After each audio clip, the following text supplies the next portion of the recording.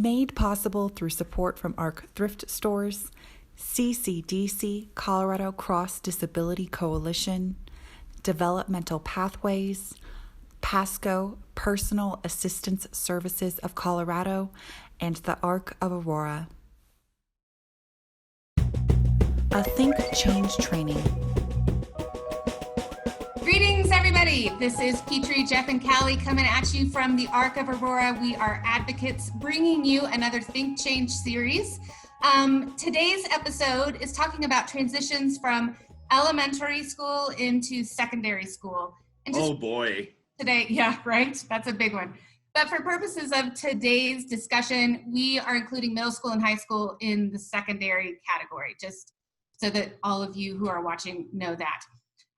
So I'll just kind of get us started and talk about the transition from elementary school into middle school, into high school. And it's a pretty big leap. I mean, when you're coming out of elementary school, your day is pretty organized, or your kiddo's day is pretty organized by the teachers. And once a kiddo goes into middle school, that's a really big change. They have to be a lot more self-sufficient.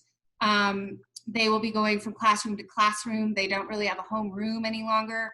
They'll have different teachers for every subject. They'll still have a case manager, but that case manager might be different from year to year. And then I think another really big transition that we should touch on quickly is the IEPs. So when you're transitioning from elementary school, you need to have a middle school more appropriate IEP.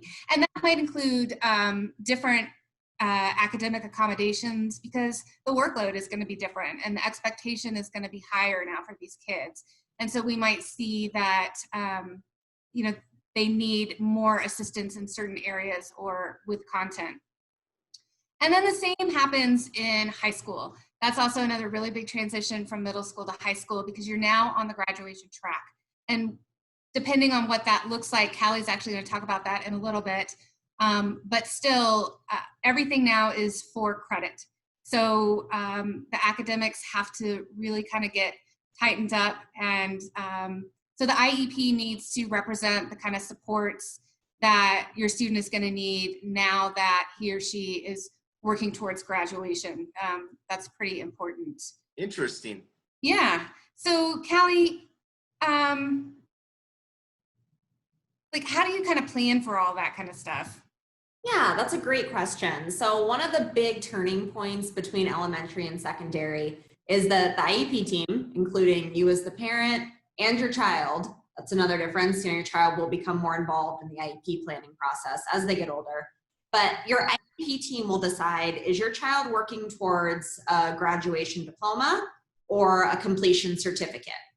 And those are two terms you'll hear, and they just kind of determine which track your child will be continuing their secondary education on. If they're looking at graduating with a diploma, you're going to be looking at working on grade level standards. So if your child is in 9th grade, they'll be working on 9th grade math, 9th grade reading, and so on for each year. The focus will be very academic. You'll see a lot of IEP goals that are academic. They still will get support. There will still be an IEP. They will not be left alone, but they might be working on 9th grade math with extra support. Whereas a certificate of completion, see, just too many words in here. The certificate of completion means that we're changing what it is your child is learning. So they are no longer necessarily learning according to the grade level that they're at. Instead, they're learning according to evidence outcomes. And these evidence outcomes are ways of saying, hey, my student is in 10th grade, but they are really, really wanting to work on those money math skills, or they're really wanting to learn those street signs so they can eventually navigate the community. So it's still education, they're still academics. They're typically life skill based or functional based if your child is working on evidence outcomes. This is Callie, just really quickly, just to clarify with, I didn't mean to interrupt you, but clarify with parents, a lot of times they'll hear the evidence outcomes referred to as EEOs, right? Correct, extended evidence outcomes. So EEOs, evidence outcomes, or if you're really good with all the words, people might refer to them as extended evidence outcomes.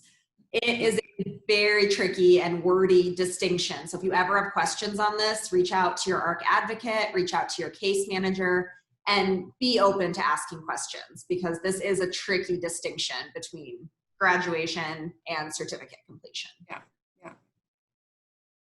So I'm hearing all what you guys are saying, and I just got to point out that there's quite a few things that are different in the elementary to secondary transition.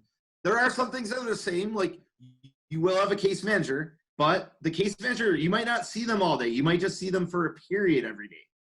Communication with parents and teachers is going to be a little different because you do have a case manager, but there's different teachers for different classrooms. So you're going to have to start to make some more connections to the different people that your child's working with, and understand that there's so many more students that the communication is going to look different than it did in elementary school. And for the students, there's going to be more expectations. They're going to have to develop some self-advocacy skills.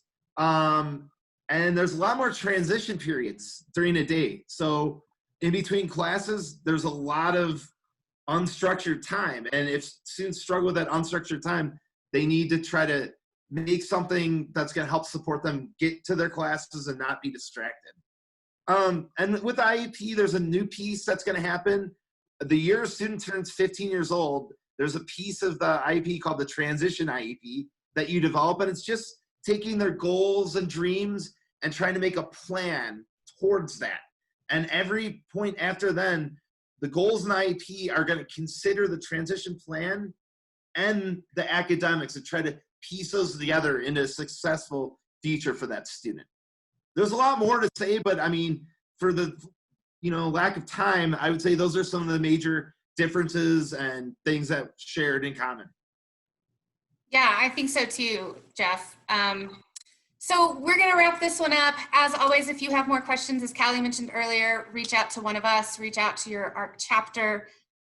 We have more episodes coming at you, so please stay tuned. We are grateful that my dog just shook her head. You'll probably hear that. We're grateful that you just spent some time with us, and stay safe, everybody, and we'll see you again soon. See ya. THINK+change. Talks, trainings, and tools to help in your work for or with people with intellectual and other developmental disabilities. Learn more at www.thinkchange.training.